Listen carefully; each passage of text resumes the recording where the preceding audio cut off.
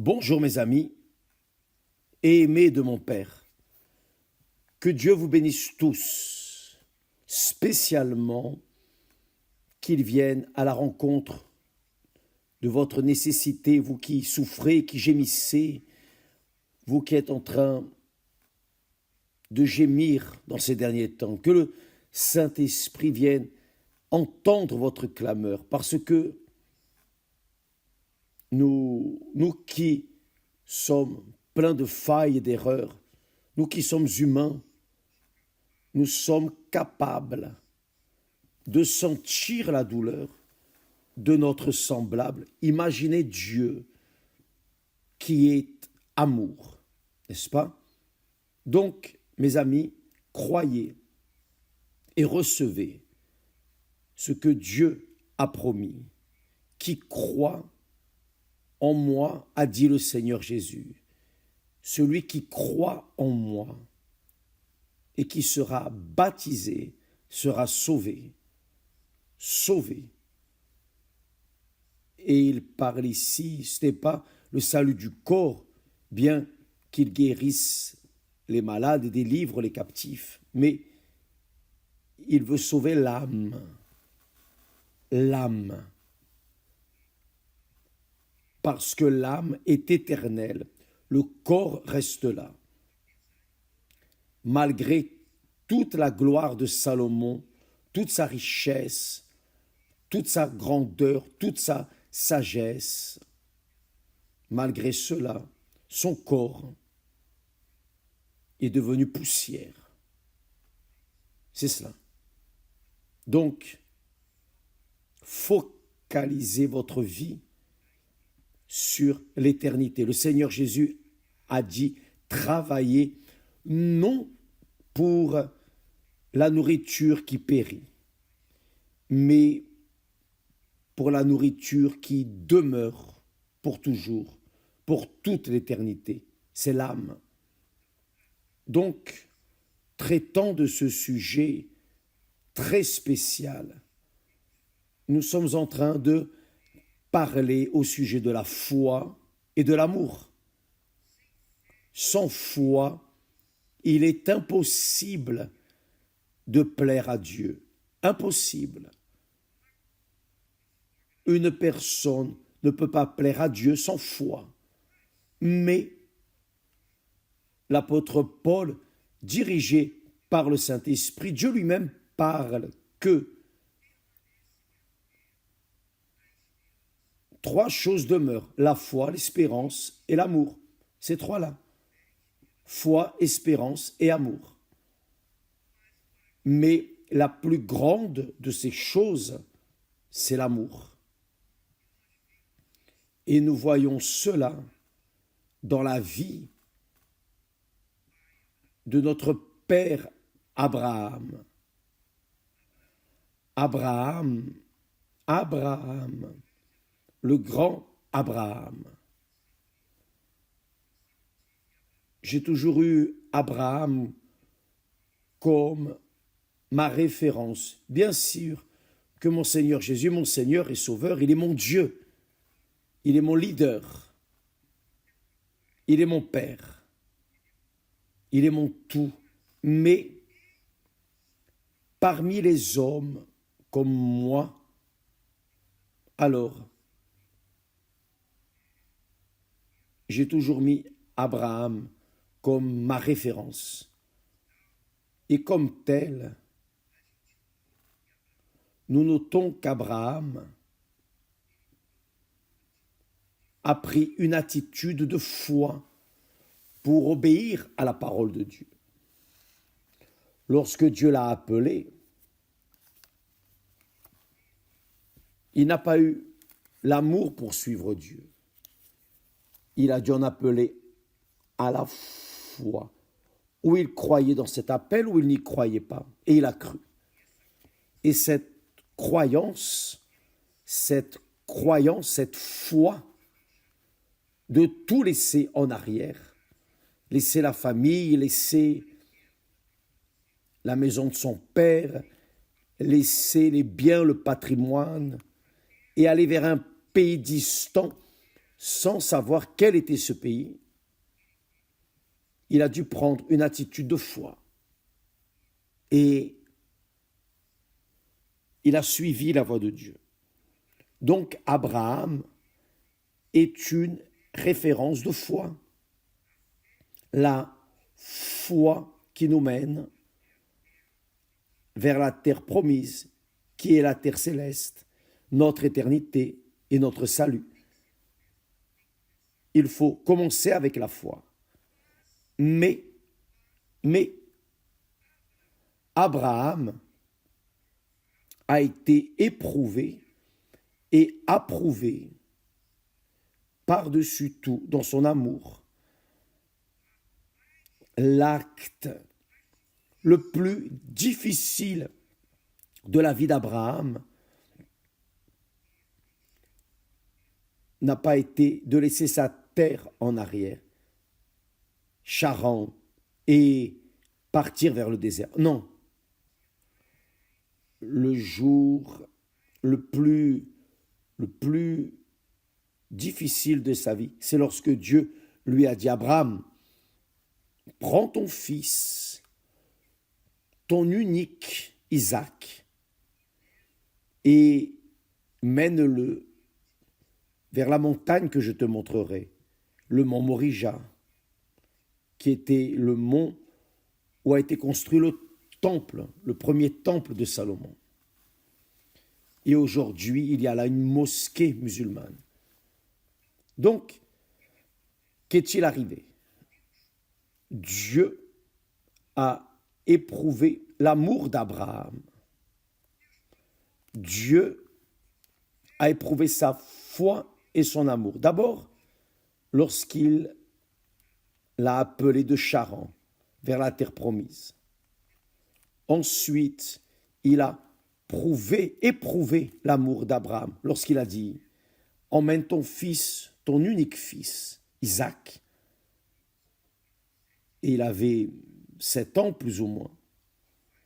Et va vers le pays que je te montrerai et sacrifie-le là, sur la montagne, pour moi. Et Abraham, calme, en silence, gémissant, n'a parlé à personne de ce que Dieu lui avait dit. Tout simplement, il a obéi. Il a obéi. Si Abraham avait suivi son cœur, il n'aurait pas obéi. Mais il a suivi sa foi. Et à cause de sa foi, il a prouvé son amour envers Dieu. Et Dieu alors a dit, Abraham, parce que tu as fait cela, à cause de cet amour que tu me montres par la foi, j'ai juré que je te bénirai. Dieu n'avait pas besoin de jurer. Dieu n'avait pas besoin de promettre. S'il avait parlé, ça aurait été dit. Mais au-delà de cela, il est allé au-delà. Il a juré par lui-même. Il n'y avait personne en qui jurer plus haut que lui. Alors, il a juré par lui-même. Donc, mes amis, c'est pour cela que qui bénit Abraham ou ses enfants est béni, et qui maudit Abraham et ses enfants est maudit. Donc, la bénédiction et la malédiction sont à notre disposition dans le fait d'obéir ou non à la parole de Dieu. Si nous bénissons Abraham, alors nous serons naturellement bénis. Si nous maudissons Abraham, c'est-à-dire la descendance d'Abraham, nous serons maudits, car Dieu a dit, je bénirai ceux qui te béniront, Abraham, et je maudirai quiconque te maudira. Donc,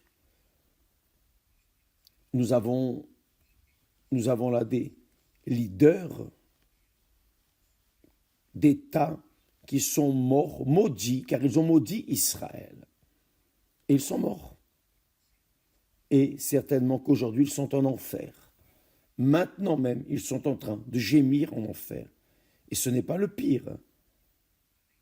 En plus de l'enfer, il y a le jugement final qui mène les personnes à l'étang de feu et de soufre, où seront le diable, la bête, le faux prophète, la mort et l'enfer lui-même, en plus de ceux dont le nom n'est pas écrit dans le livre de vie. Mais nous allons parler d'Abraham et de sa foi et de son amour.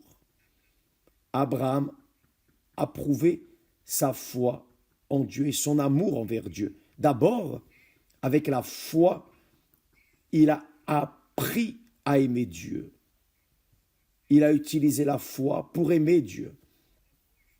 L'apôtre Paul, le Saint-Esprit à travers Paul dit « Maintenant donc ces trois choses demeurent, la foi, l'espérance, l'amour. » Ces trois. Mais la plus grande de ces choses, c'est l'amour. Vous savez pourquoi l'amour est le plus grand? Lorsqu'il dit « Si je donnais tous mes biens aux pauvres, si je n'ai pas l'amour, cela ne me sert à rien. Même si j'ai la foi jusqu'à transporter des montagnes, si je n'ai pas l'amour, cela ne servira à rien. » Donc, le Saint-Esprit nous enseigne que c'est à travers la foi que nous connaissons l'amour. Qui est l'amour? C'est Dieu lui-même, c'est le Saint-Esprit.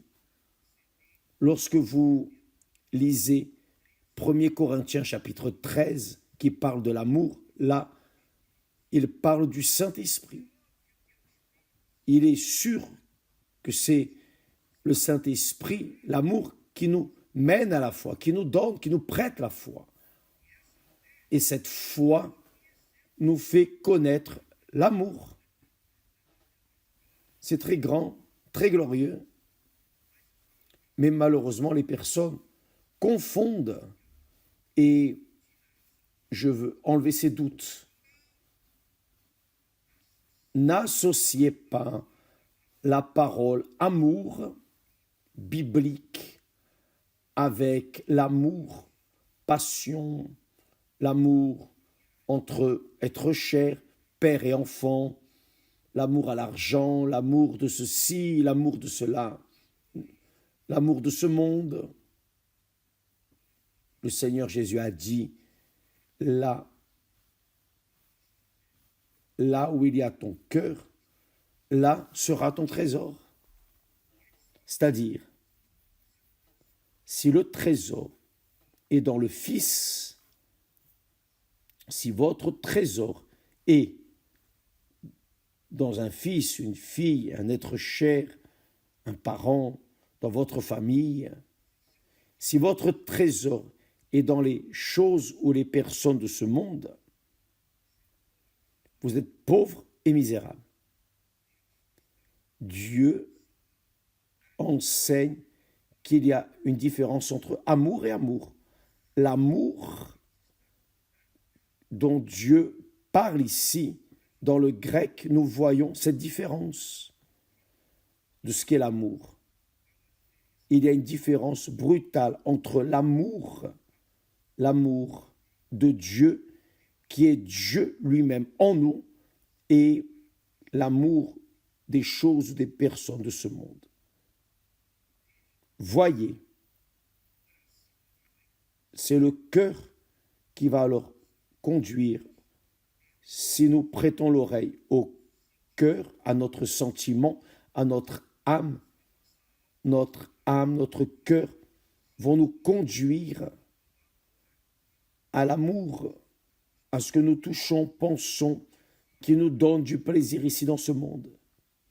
Mais si ma tête pense, raisonne en termes de Dieu, le Créateur et la création, alors ma tête sera focalisée sur le plus grand trésor qui est Dieu lui-même. C'est pour cela que l'apôtre dit: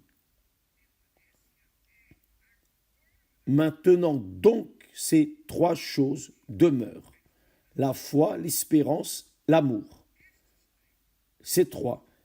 Mais la plus grande de ces choses, c'est l'amour. La plus grande de ces choses, c'est l'amour. Et lorsque nous traitons d'amour par la foi, nous traitons du Saint-Esprit. Avez-vous déjà imaginé, mes amis, mes aimés, amis, faites attention, avoir le privilège de recevoir le Créateur lui-même, celui qui a dit que la lumière soit, et la lumière fut. Et tout s'est fait en sortant seulement de sa bouche, de la parole. Avez-vous déjà pensé avoir cet esprit en vous? C'est beaucoup d'amour. Dieu seul est capable de faire cela. Mais il ne fait cela que si par la foi, vous vous inclinez devant son Fils, si vous livrez votre vie à son Fils, le Seigneur Jésus, qui est mort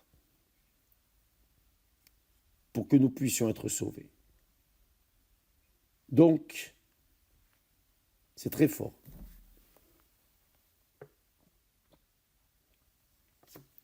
Je ne sais pas si j'arrive à m'exprimer, à m'expliquer, mais je crois que le Saint-Esprit, en ce moment, vous illumine votre compréhension pour que vous ne veniez pas confondre les choses. Non. Une chose est une chose, une autre chose est une autre chose. Une chose est conquérir les bénédictions de Dieu par la foi. Une autre chose, c'est d'être conquis par l'amour de Dieu, de telle manière que vous livrez votre vie de manière inconditionnelle. Vous livrez votre vie. Me voici, Seigneur. Je ne te vois pas, je ne te sens pas, je ne te touche pas. Tout ce que je sais, c'est ce qui est écrit ici. La promesse que notre Seigneur Jésus-Christ a faite. Mais je ne vous laisserai pas seul. Parlons à ses disciples. Je vous enverrai l'autre consolateur, qui est le Saint-Esprit. Et il sera pour toujours avec vous et en vous. C'est ce qui est arrivé avec moi. Et à cause de cela, nous portons ou nous cherchons à porter, ou nous essayons de porter ce qu'il nous a donné à ceux qui croient, qui ont la foi, pour prendre possession de quelque chose qu'ils ne voient pas, ne touchent pas, ne sentent pas, mais savent, ont la certitude qu'il est vivant. C'est notre Seigneur et Sauveur Jésus-Christ. Il est notre Rédempteur. C'est lui qui a racheté notre âme du péché, de la mort, de l'enfer. Il a été le seul, il est le seul capable de transformer l'homme le plus pourri de la terre en un homme saint, pur, immaculé. Lui seul peut faire cela. Il est capable de faire de vous, femme ou homme, qui vous êtes livrés à la prostitution, à la destruction. Vous vendez votre corps, votre honneur votre gloire, vous l'avez vendue pour des miettes, pour quelques pièces. Il a donné sa vie, non des pièces, il a donné sa vie. Dieu est venu au monde en chair et en os et sang. Il s'est incarné dans ce monde. Il est venu et s'est fait chair dans ce monde pour que dans la chair, il puisse payer le prix de votre péché et l'arracher, l'enlever de votre vie pour toujours. C'est ce qu'il a fait pour moi. Donc, je ne peux pas récompenser cette grandeur de rédemption de mon Seigneur envers moi. Je ne peux pas. Ce que j'essaie de faire, c'est de mener aux personnes mon expérience personnelle. Sans foi, il est impossible de plaire à Dieu. Mais une foi qu'il nous donne la foi, car c'est Dieu qui opère en nous le vouloir et le faire, alors c'est lui qui se révèle à nous à travers le Saint-Esprit qui est l'amour. C'est pour cela que l'amour est plus grand. L'amour est plus grand. Et quiconque naît de l'amour, naturellement porte l'amour pour toute sa vie, voulant mener aux autres personnes, cet amour qu'il nous a donné. Donc, mes amis, comprenez une chose est l'amour sentiment.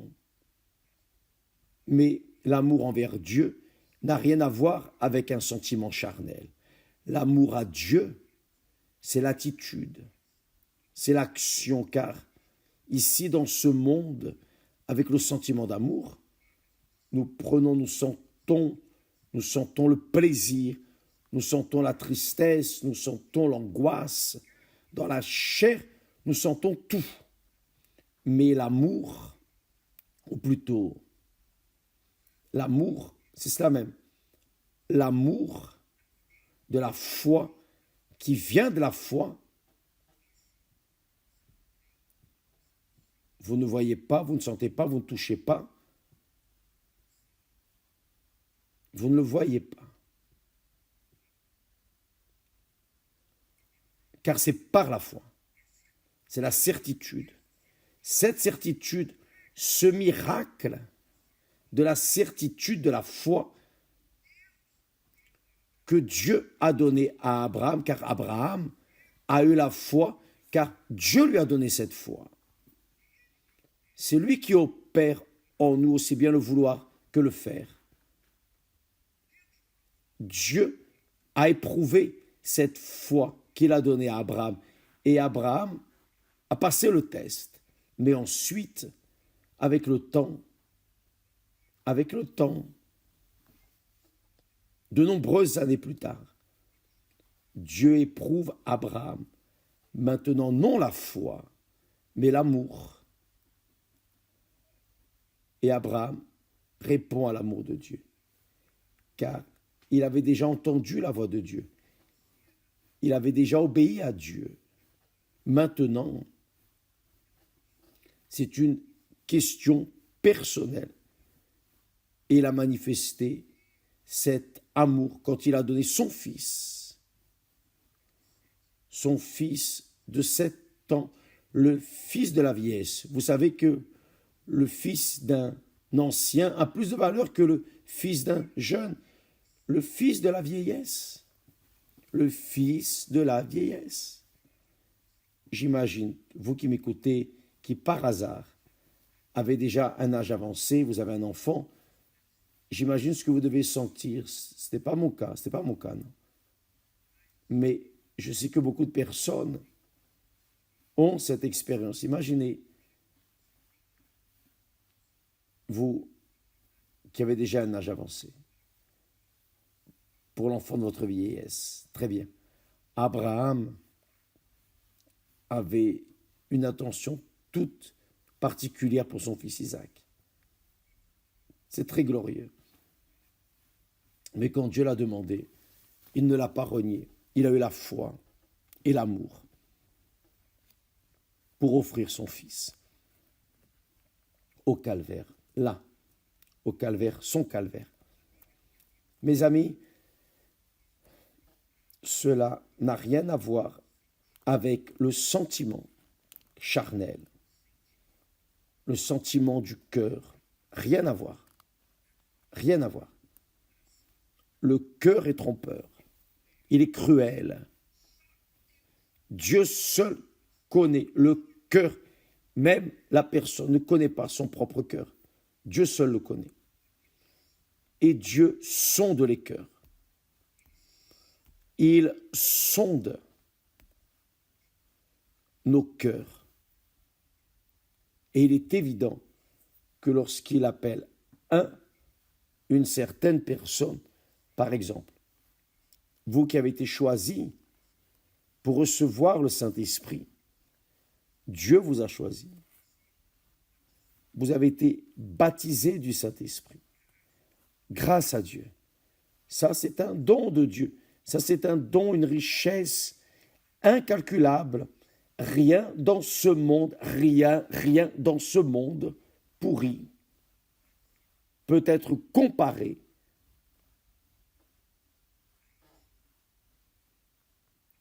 à cet amour que Dieu vous a délégué.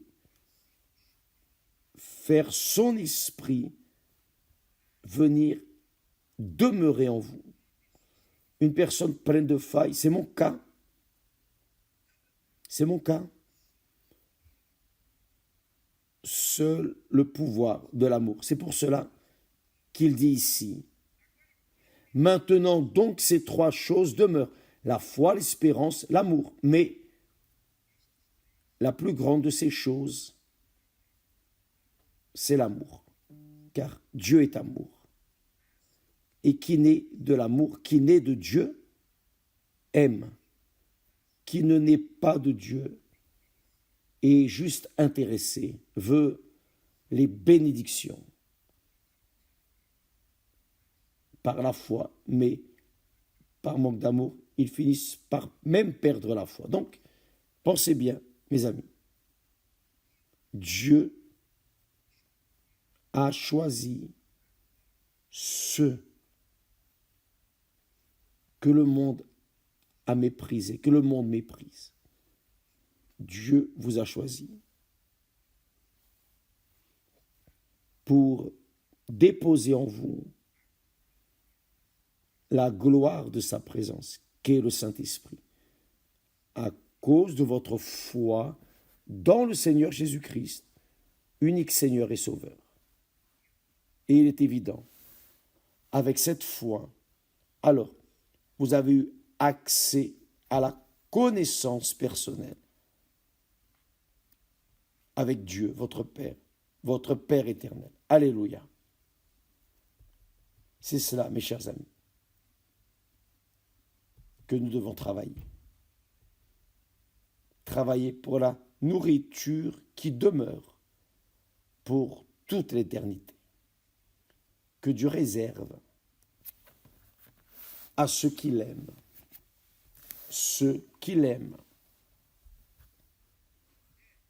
qui ont la foi, oui bien sûr, mais par-dessus tout, l'amour. Car beaucoup de ceux qui ont la foi, j'ai vu beaucoup qui ont une grande foi, la foi de guérir les malades, la foi d'expulser les démons, la foi de tout, comme Judas Iscariote. Il a eu la foi durant le ministère du Seigneur Jésus pour guérir les malades, expulser les démons, etc. Mais au moment de l'amour, lorsqu'il a été éprouvé, il a failli. il a tout perdu, y compris la propre foi. Que Dieu vous bénisse tous et à demain au nom du Seigneur Jésus, où nous traiterons de la foi et de l'amour. L'amour est le plus grand des trois. Foi, espérance et amour. L'amour est le plus grand des trois. Que Dieu vous bénisse à demain au nom du Seigneur Jésus. Grâce à Dieu.